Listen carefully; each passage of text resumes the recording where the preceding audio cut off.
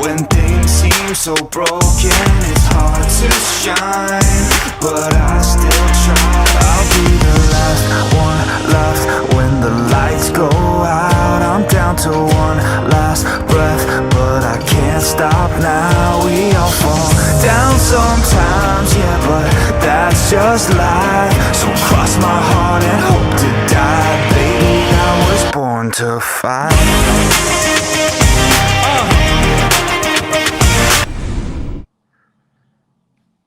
Welcome to another episode of Stop Chatting, Let's Get Fit. I'm James Bacon, the Body Fix Coach. I just did that because you did it last week. I'm joined by my beautiful co-host, Jenny Edmondson from Go Health and Fitness. Jenny, how are you this week? I'm great. Once again, this week has disappeared and here we are again. Time's just flying. Can't believe we're almost at the end of January. Soon comes round, doesn't it? And January is the long month, isn't it? So, but it's still long in every sense, I think. It's been cold and wet and freezing. I don't know what the weather's been like where you are, but it's been seriously cold here the past few days. Yeah, it was freezing. This morning there wasn't any frost on the cars though, so I was quite happy about that. So I didn't have to go out 10 minutes earlier to defrost. Yeah. But yeah, it's gonna come blizzards, isn't it, later this week? Snow? I don't know. Really? Oh, I thought we were settled for like a kind of a normal sort of 5-degree, cloudy, nothing happening week. We shall see. Yeah. So who we got on this week, Jenny? I know it's one of your... Yeah, so we've got my good friend Tamsin on the call this morning. She is a mindfulness coach working primarily with children and children in schools, trying to sort of introduce that mindfulness thing into that younger generation and in schools as well. It's really important to start thinking about this thing from that early age. So I think mindfulness comes into a lot of what we do with coaching people. So it'd be really great to hear sort of her take on mindfulness today and see what comes up. Yeah, absolutely. My little lad's got some anger issues at the moment, so I'm sure Tams is going to give me a few directions with him. So shall we bring her on? Let's bring her on. Are you ready, Tamsin? We're going 3, 2, 1. Good afternoon. How are we? Hello. Yes, really well, thank you. How are you both? We're good. It's great to have you. So, good. Tamsin, give us a quick overview of what you're doing in business. Yeah, of course. So my pathway to mindfulness is one that was definitely for myself. I looked at it as something that was going to help me through some tough times, and through that journey, I've learned an awful lot about breathing techniques and meditation. So, and as I have a couple of children who are school age, it was definitely something that I thought might help them through certain situations. And so the real sort of benefit to teaching people about mindfulness and about meditation practices and having that connection with yourself, if we can start this at a young age, I do believe that will create a calmer generation to come, and that's my hope anyway. Yeah. It's certainly changed since I was a child and how children are being nowadays. It's do you think that a lot of like YouTube and TV is responsible for how they are, or? I would suggest it's possibly more to do, definitely yes, but there's also a certain pace of life that I think has almost run away with us. I think there's a definite trend in speed, having everything done quickly, which kind of leaves us behind when it comes to sitting and being with ourselves and being with our own emotions and our own surroundings. We are very quick to want to move into something new, into something exciting. There's a lot of evidence, sort of backed research that suggests that the speed of life as it is now is very different to how it was 30, 40 years ago, say. Yes, the internet has exacerbated that it's incredible and wonderful, but it also has given us platforms to engage in very, very quick connections with people and things. And so I think that has definitely had an effect on how we as human beings relate to each other and relate to how things are around us, to nature. So nature's an interesting one, because I just find that people just never disconnect. Even when people go out for a walk, they're still wearing headphones and listening to, I mean, I listen to my Audible books or listen to music or whatever, but exactly, or trying to catch the podcast that I'm trying to follow. And you just never, I find sometimes that you're most creative in your ideas, or you're just brainstorming with yourself when you're trying to sort things out in your head, come when you're just not thinking about, when you're not thinking or not plugged into anything. It's so hard, I think, to have an original thought these days, because everyone's just plugged in all the time. I mean, my best ideas come when I'm in the shower, but I've caught my my daughters like listening to TV shows and stuff in the shower, and I'm just like, heaven's sake, turn it off, just give your brain some space to think and to develop and just problem solve. And to actually just also for your brain to have an opportunity to not think too much. The whole essence of mindfulness and obviously meditation is connected to that. They're not always linked, but I have a meditation practice that I use, but it is very much to do with being in the here and now. So I often start some of my teaching lessons in schools with the Right Here, Right Now Fatboy Slim song, because it creates that element of it's about being in the moment. John Kabat-Zinn, he's a really well-known mindfulness practitioner, and he's an author. He's an extraordinary man, actually, and his mindfulness when he describes mindfulness, it is to do with paying attention on purpose in the present moment and without judgment. And the being non-judgmental about being mindful is really important, because we do tend to have lots and lots of thoughts going around, which is perfectly fine. We have a brain, and it wouldn't be working if it didn't think. But it has thoughts that tend to be quite negative. And I do talk to children, quite significantly about the fact that, being in the present moment, here and now, isn't about thinking about what's going to happen in the future. And that, as the buzzwords around catastrophizing, we think about things in the future and worry. Or we ruminate about things that have happened and we didn't like, or we weren't sort of connected at the time, and we just we berate ourselves, don't we? And that's a human condition, and it's really just the cycle of practicing, getting into just sitting with yourself, and yes, not being distracted, Jenny, as you say, by media and everything else that goes along with life, but just giving children that initial sort of stop time and saying,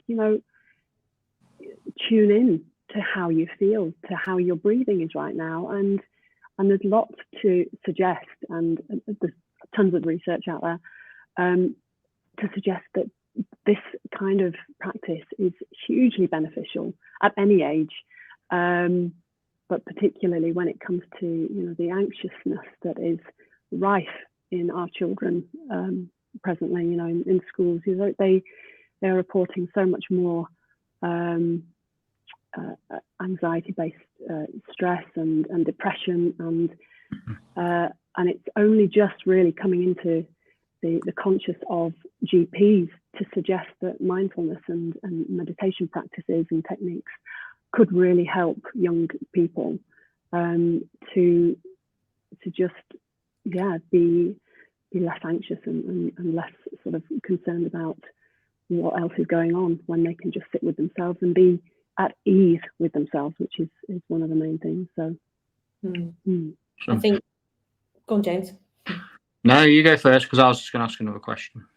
No, I was just saying, I think these days we've become so much more aware of it as well. And I think it feels, same with fitness and nutrition stuff as well. I feel like we're very close to finding a balance of starting to go into prevention rather than cure. Because at the moment it seems to be with fitness and nutrition, we only start getting fit when we're feeling a bit sort of overweight and out of shape, and we can't walk upstairs without getting out of breath. We only start to, eat better when we have gut problems like we were talking last week, or we want to lose some weight, or we're feeling bloated with things.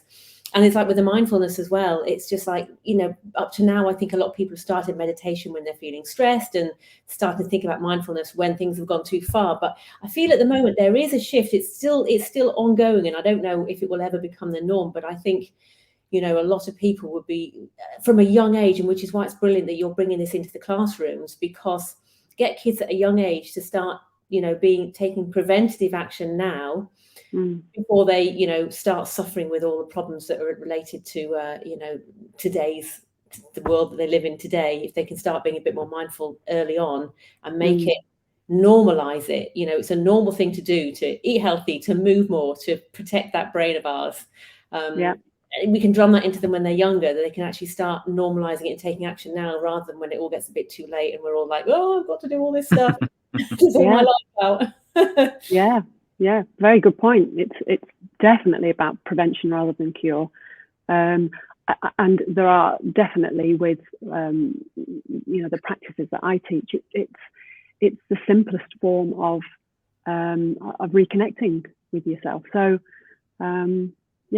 I think it's as you say, it's looking at it as a holistic element to other lifestyle choices that we can take. Yeah. I don't know about you two, but when I was younger, there was no screen time really, a little bit of TV, and we just used to get sent out. Off you go down the park, and then you just wait till your dad come and fetch you. Yeah. Like, where you been? Your mum's worried sick. I'm like, well, you told me to go out, and you only knew by it getting dark outside that it's time to come back, right? So yeah. So it's a different world. Absolutely. It is, and you're right. I think the screen time element of life as we know it now, it affects us all. And I think to take a step back from technology and that kind of the buzz around it, I think it's addictive, and I think we I think we can teach our children a little more of how we do things. We can hope that they will mirror how we are successful in our own lives, and that's partly why whilst I trained with Mindfulness in Schools project. Now they're a UK-based charity, and they have done an awful lot of work and research, and they continue to do that. I trained with them, so I take their curriculum into schools, and it's wonderful that we have the technology to do all this, but the bottom line really is to do with just sitting and being with the moment as it stands, as it is. There's a lot of information about, and I'm sure again, neuroplasticity. This is one of the words that I give to the children, and it's a buzzword again, and another one.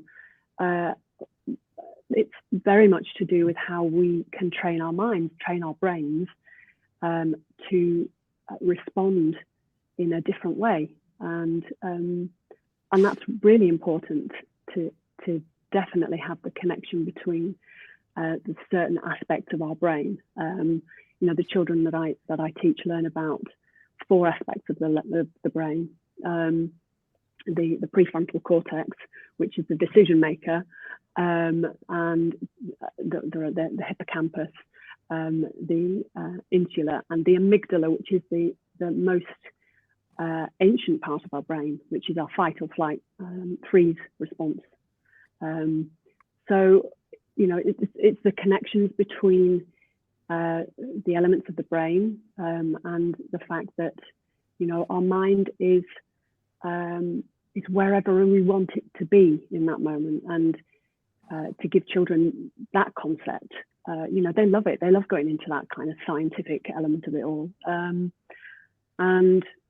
What I'm hoping to do is give these tools to as many children as I can through mindfulness in schools, and as I sort of branch out with my own business, Your Mindful Child, it's an opportunity for me, hopefully, to connect with some families. And whilst I give children the opportunity to learn in school, I often find that families don't really understand what we're doing. That's really important to get that element of connection for the children that I'm teaching, to give their families, their brothers and their sisters, mums, and just say, oh, this is what I learned in school, and to give them the opportunity to kind of pass on the practices that I can give them. And I think that's really important, just to spread the word.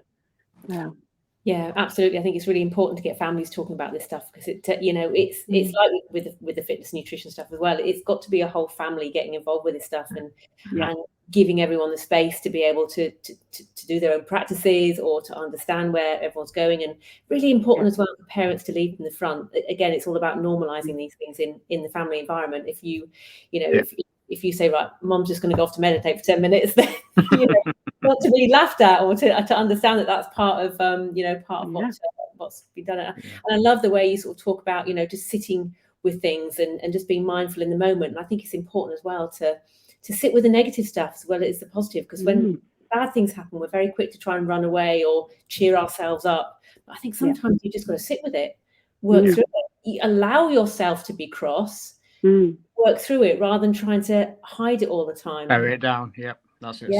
Suppression, right? Suppression of emotions, right? We've got a few comments coming in. So Peter G, hello again. You could join us. Vin Goodwin, hi, interested in listening. Tony Walton's got a question. Is the education system broken? Should we not be teaching more life skills in the classroom? Maths and English and sciences are very important, but so are the skills you need to live and cope with life. Great question, Tony. Panel.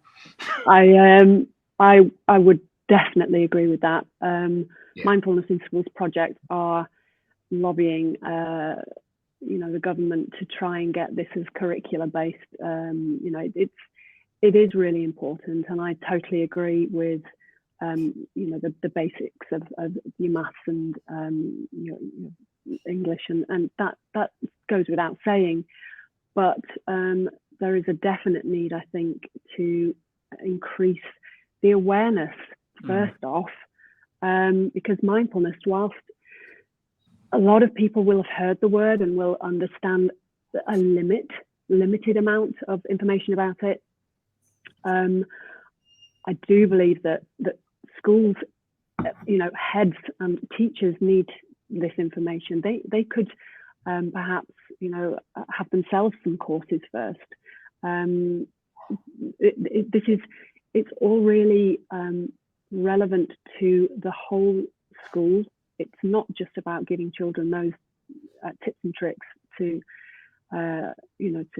calm themselves before an exam or before a concert or whatever, but it's definitely about giving the teachers and the wider community tools to enable children to have that, to enable them to not feel like they're doing something that's a bit odd, or it's something that I would love to see, kids having the opportunity to say, oh, how did you get on with your mindfulness yesterday, or did you do a meditation last night, and just be completely, oh, did you read that chapter in Harry Potter yesterday, or did you do some, it's all interconnected. It's about giving the children that the normalization of understanding their emotions, as you say, James. It's about reconnecting and giving them just techniques. it's, as I say, it's really quite simple stuff. It's about connecting back to yourself as a being.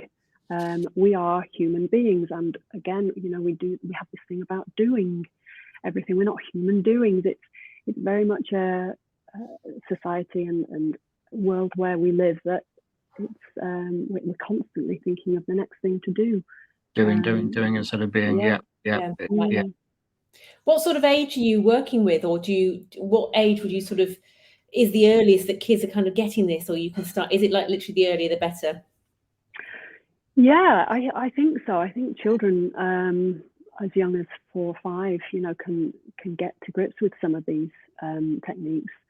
Definitely. I mean, we all breathe. We all can connect up to ourselves in some way.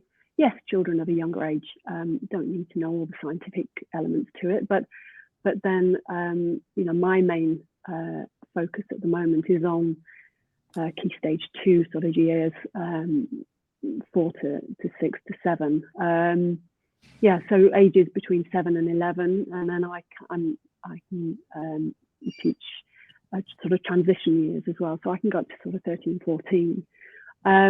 Now that's with the amount of learning that I've done with Mindfulness in Schools project. They do have younger curricula and for older teenagers as well. So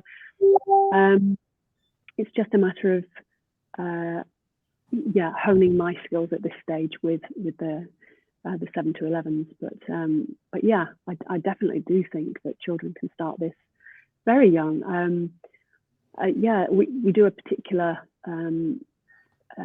exercise that is very, very simple. There are a number, but they're very sort of child friendly.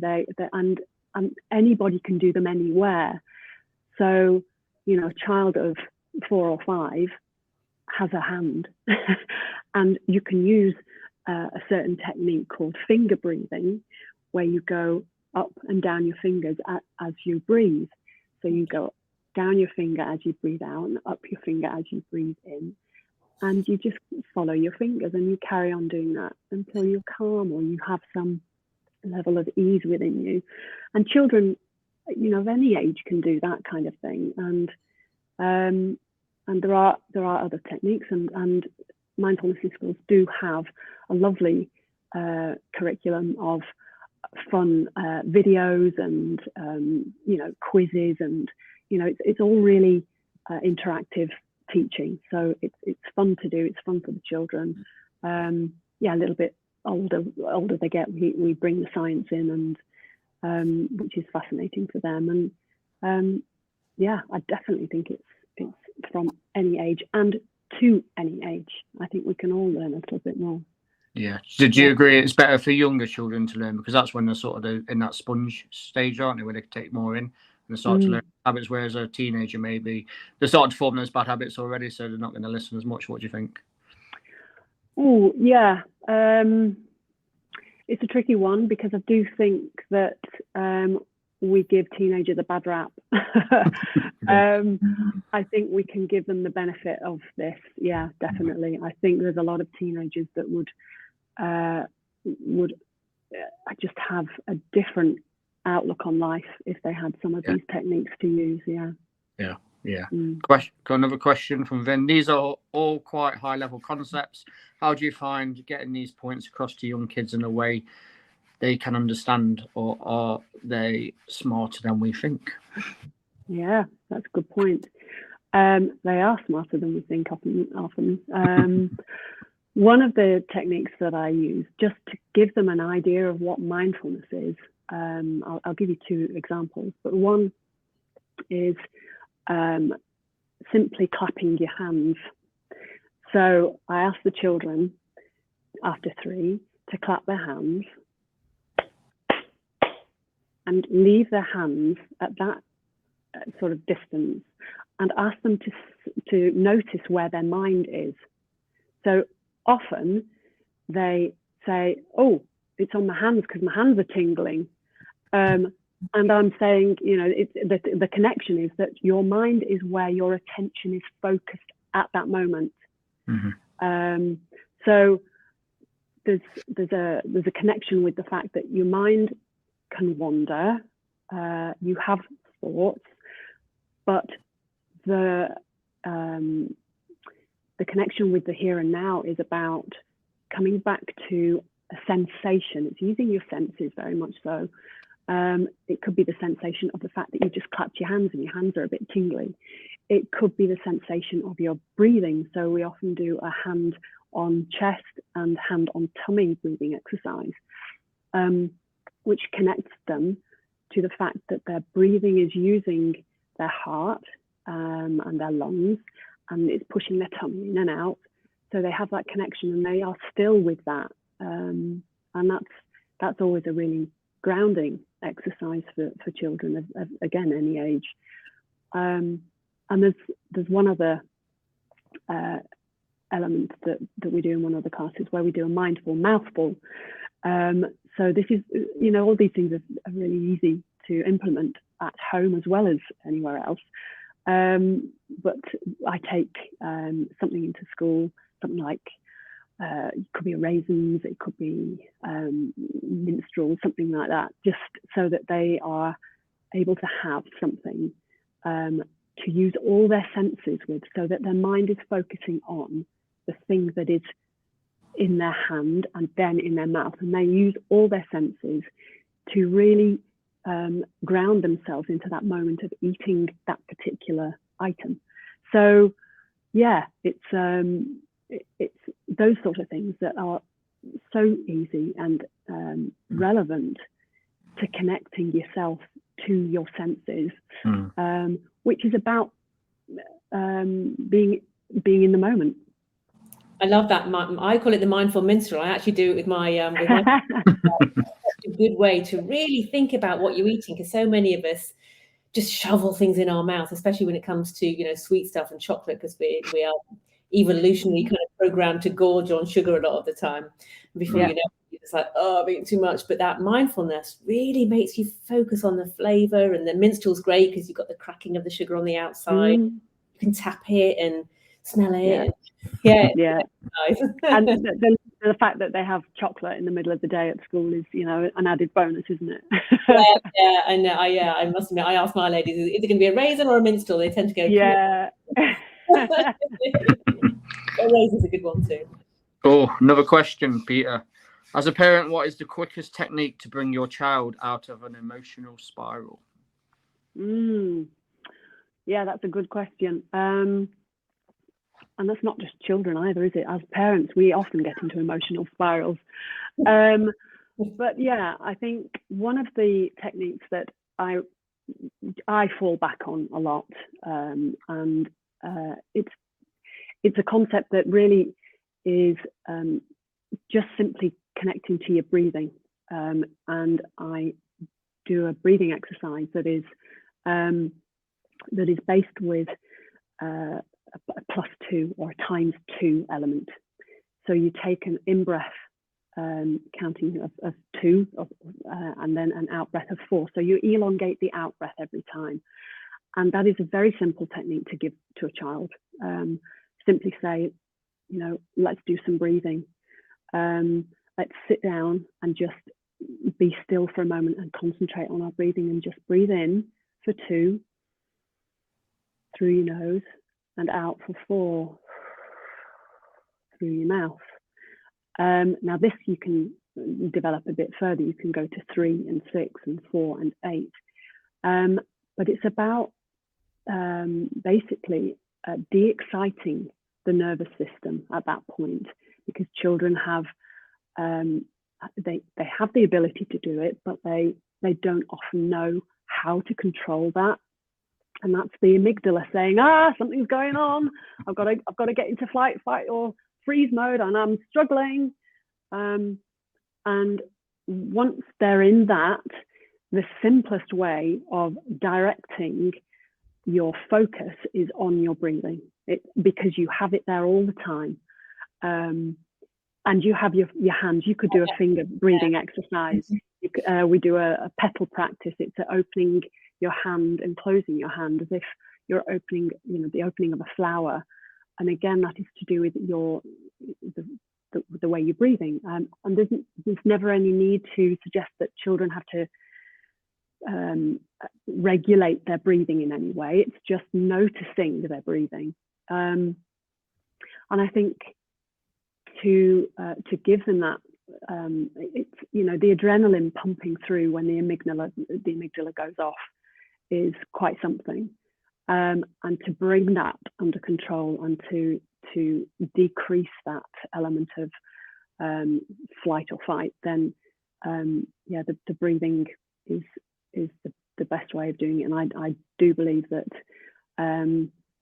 breathing in shorter than the out breath, as I say, de-excites all that. So that's the easiest one. I really like that. I can imagine putting your hand up to a screaming child and going, "Stop, let's breathe." Yeah. Just, Yeah. Well, the more you do these things, the more they get it. And actually, it can be, you know, these things are supposed to be quite fun. And yeah, when a child is in a meltdown, the best way to direct them out of it is to just be calm yourself first, and just say, "Oh, let's just do some breathing," you know. And whilst we all are breathing, I appreciate that. It's about just giving yourself those times to relax with just being in your own body and not having to think about what it is that's going wrong or going on, or and I think children do get it. They really do, and they enjoy, I think, understanding that they can do this for themselves. You know, it's something that they have control over, and that's the other thing. You know, children are so controlled with everything that this gives them some level of autonomy. This gives them a chance to say, "Oh, actually, I can do this for myself. I don't have to tell anybody if I don't want to." Or alternatively, I can get the whole family doing it and we can all calm down. So, you know, there's lots of elements to giving children breathing techniques and information about how to sit and just to be with how you're feeling. As you said earlier, to acknowledge those feelings, those strong urges to shout and scream. And it's very much to do with understanding that all these emotions are relevant, really important to give a child the opportunity to understand that it's okay to get angry and to get cross and to flail about, but it's not okay for your self, for your regulation, for your own self, for that to be extended. Stress is okay in short bursts. It's about, you know, the amygdala does that thing because however many thousands of years ago, you know, you don't want to get eaten by the saber-toothed tiger. You want to be able to run. And the amygdala it's not going to think, okay, how big is the tiger? Do you think I should stick around from it? It'll just go. It'll tell you to go. So those are the important things about the fact that your brain is telling you something, but it's not telling you to continue that stress on. It's not saying, yeah, scream and bawl and shout for hours. It's saying, get it out, but then allow yourself to just calm. And using breathing and mindful techniques are the way forward, I think. Yeah. Because ultimately, emotions, it's just energy, right? It's all just different energy. We've just got to let it go. Yeah, absolutely. We'll move on. And not to suppress them, as you say, not just to be aware of them. You know, it's about being aware, and understanding, giving yourself a break, not giving yourself a hard time about it. You know, it's and again, as adults, we're quick to give ourselves a hard time if something's not gone quite the way we wanted it to. And I think we've got a lot to learn as well. So if we can all do it, then hey, can you imagine what the world would look like? Better place, far better place, I think. Yeah. So What's your sort of mission in your business for the next 12 months? Have you got any major goals that you want to go after this year? Yeah, I think just simply getting the word out, getting mindfulness out there. It's really I think education on lots of levels. You know, I can go in as a coach, as a tutor, and teach children these things. But I think it's very much a wider issue, is that you know, to give teachers and communities the opportunity to do these techniques and to get to kind of get it almost in a, just almost like brushing your teeth, you know, do a little bit of breathing in the morning, just do something that starts your day well, and you're already in a calmer place. And then when you do have something coming up, it's about knowing that you've got these little tools and things to help that, to help the situation that you're in, perhaps. But yeah, I think going forward, understanding or creating an understanding of what mindfulness is, and making it a little bit more normal to say, well, yeah, I do meditate, I have a practice, and for everybody to just feel like it's part of what we do now. And yeah, if I can use that platform to connect children and their parents and their siblings as well, that would be great. Maybe to look at doing some more online work, whilst we all want to get away from screens. It's just doing the tutorials ahead of everybody doing it day to day. There's a really nice element of one of the courses that I teach. It's called Pause and Be. So the animations are to do with puppy training and things like that. So it's kind of connected to puppies, and there's a real element to all this. There's sort of a connection between all of this work that I do, and it's to do with gratitude, and to really be understanding of the fact that there's so much to be grateful for, and whatever that might be. It could be, you know, maybe let's be grateful for those tough feelings, for those things that bubble up, because we have an ability then to override that, and to give ourselves a chance to do something different. So if I can instill this or give this to children, and then perhaps work with families as well, that would be great. Yeah, I'd really like to do that. So that's in my vision. Yeah. Awesome. Vin asked, is that a relaxing wave behind your head? Your picture? Yes, that's my. In fact, John Kabat-Zinn talked about it's okay. Well, I haven't got it in front of me now, but it's to do with the wave, and to basically the essence is that we're all part of the ocean. We all have moments where we're rough and it's a stormy situation, but with mindfulness and you know, the techniques that I can give to children, and you know, to enable them to calm that sea. I think that's really where it's a piece that I created a long time ago, but yeah, it seems very relevant these days. Yeah. Amazing. All right, we've got a couple of minutes left. Do you want to tell our listeners how they can find you on social media, websites, etc.? Yeah, well, actually, I was going to suggest, if you wanted, would it be worth doing any breathing exercises? Do you have a little bit of time just to do one of the exercises together? Would that be something we could do? I can give it 10. How about you, Jem? Nice. I was waiting to put it in there somewhere, but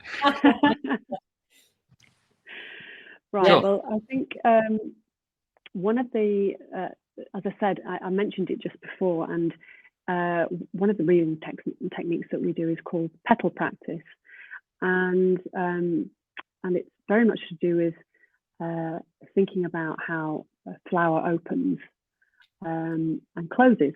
Some flowers open and close with the sunshine, don't they? And it's to do with simply using one of your hands.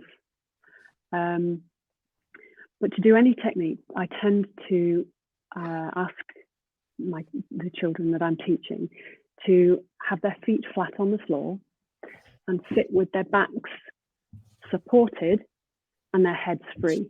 So they're not going to sit back and go to sleep, because something will jog them out of that. But yeah, so feet on the floor, flat on the floor. So you're grounded. You've got some connection to the earth, which is really important, and to have your back supported. And simply to use one of your hands. Now you can do this with your eyes closed or your eyes open. It's whatever feels comfortable, really.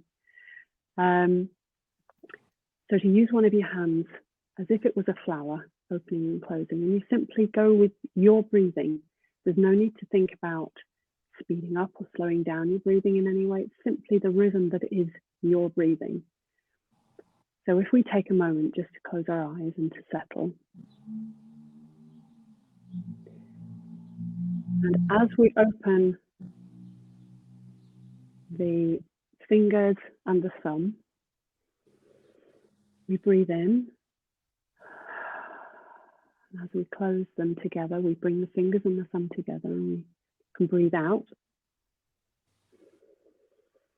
Breathing in as we open the hand. Breathing out, and we can close the hand.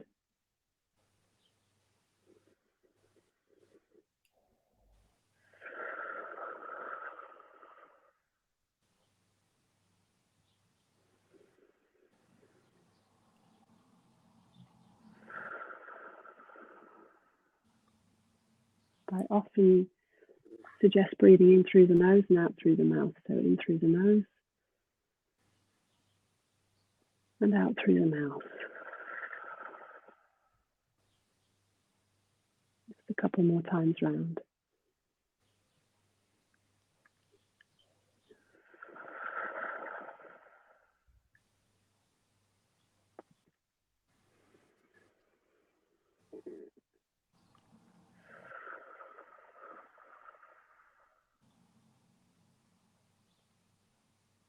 When you're ready, if you want to open your eyes. There should just be a calmness now, I think, in general all over this podcast. That felt lovely. I started to notice the birds tweeting outside. Wonderful. That's something else that they've discovered recently, actually, that listening to bird song for a minute in the morning is really beneficial to you. So yeah. Brilliant. I love the hand exercise as well, because it really keeps you focused on your breathing. I've tried to do breathing exercises before, and your mind starts wandering and you're not really in it, and then you forget how many breaths you've done. But actually having that, thinking about what your hand's doing, is kind of keeping you in a little bit better, I think. It's what's basically, I think we kind of call these things anchors. It's an anchor to connect, as you just said. That's simply the connection between something. You can do the finger breathing, as we said earlier on. And the hand on your chest and hand on your tummy. There's lots of techniques, but they're the simplest ones, and you've got your hands and your breathing with you all the time. So it's a good one, and that's the lovely thing about these techniques as well, is that they're discreet. Some children don't want to shout out that I'm doing my mindfulness. Hang on, it's about just giving them things that they can use in a setting where they might be in an exam and they might just need to calm themselves. Things like this would have done me wonders, I'm sure, when I was taking exams. But yes, in terms of finding out a bit more about me, I'm putting a web page together currently. My company name is Your Mindful Child. I've got an Instagram page that again is quite new, but it's all going to from strength to strength, and I'm looking forward to connecting with more schools and more families, individuals, I suppose, if they want to too. But yeah, it's lovely as a setting to create groups of mindfulness practitioners. Brilliant. Well, I really enjoyed that session. That was really nice, Tamsin. Fantastic techniques there to use at any age, I think. And Thank you. like we said, I think we just need to get the word out there that normalize this kind of stuff, introduce it as early as we possibly can, and let's get the whole world a bit more mindful. With no outcomes out there. Wonderful. Thank you so much for having me on today. I've really enjoyed it.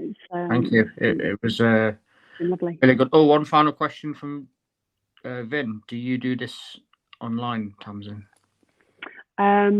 Yes, that's a technique or an element of what I'm trying to do, and it's something that I'm looking more into. I'm not currently doing it, but yes, it's I'm able to teach online. So the Mindfulness in Schools project curriculum is definitely a classroom-based